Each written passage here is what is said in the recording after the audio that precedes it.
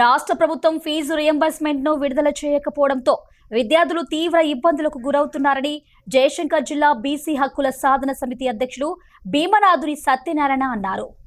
ఈ మేరకు భూపాలపల్లి పట్టణంలోని బీసీ హక్కుల సాధన సమితి జిల్లా ప్రధాన కార్యదర్శి శ్రీకాంత్, జిల్లా నాయకులు క్యాతరాజు సతీష్ తో కలిసి జిల్లా అధ్యక్షులు భీమనాథుని సత్యనారాయణ మీడియాతో మాట్లాడారు. ఫీజులు చెల్లించాలని కళాశాలలు ఒత్తిడి తెస్తూ ఉండడంతో విద్యార్థులు దిక్కుతోచని స్థితిలో ఉన్నారని ఆవేదన వ్యక్తం చేశారు. ఫీజు రియంబర్స్మెంట్ రాక పేద మధ్యతరగతి విద్యార్థులు ఇబ్బందులు పడుతున్నారని, ఇప్పటికైనా ప్రభుత్వం పెండింగ్ లో ఉన్న ఫీజు రియంబర్స్మెంట్ ను చెల్లించాలని డిమాండ్ చేశారు.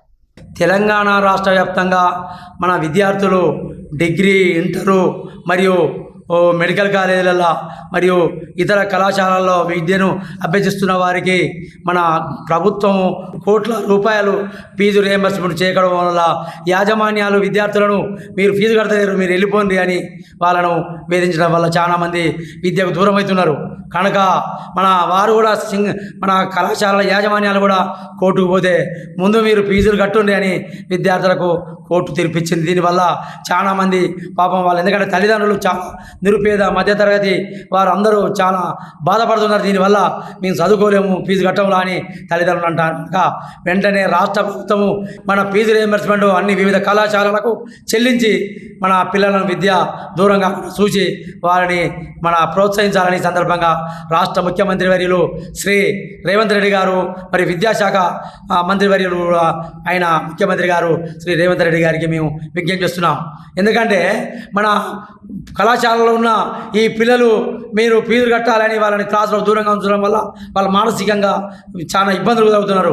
కనుక ఇప్పటికైనా మేము బీసీ నాయకులుగా రాష్ట్ర వ్యాప్తంగా మేము చెబుతున్నాము, మీరు ఫీజు రియంబర్స్మెంట్ చెల్లించకపోతే విద్యార్థుల ద్వారా మేము ఉద్యమాలు చేస్తాము. కనుక ఇప్పటికైనా ఎమ్మెల్యేలు మరి అన్ని పార్టీలు దీన్ని ఐక్యంగా ఉండి మా విద్యార్థుల చదువులు కొనసాగించే విధంగా చూడాలని ఈ సందర్భంగా కోరుతున్నాము.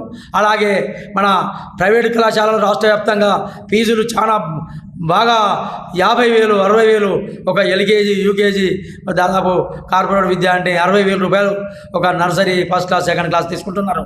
కనుక మన తమిళనాడు మాదిరిగా ప్రైవేటులో అక్కడ ప్రైవేటు కళాశాలలో మరియు పాఠశాలలో 26,000 కంటే ఫీజు ఎక్కువ లేదు. అదే మామూలుగా చిన్నపిల్లలకు కూడా దాదాపు ఒక 10,000 ఉన్నాయి.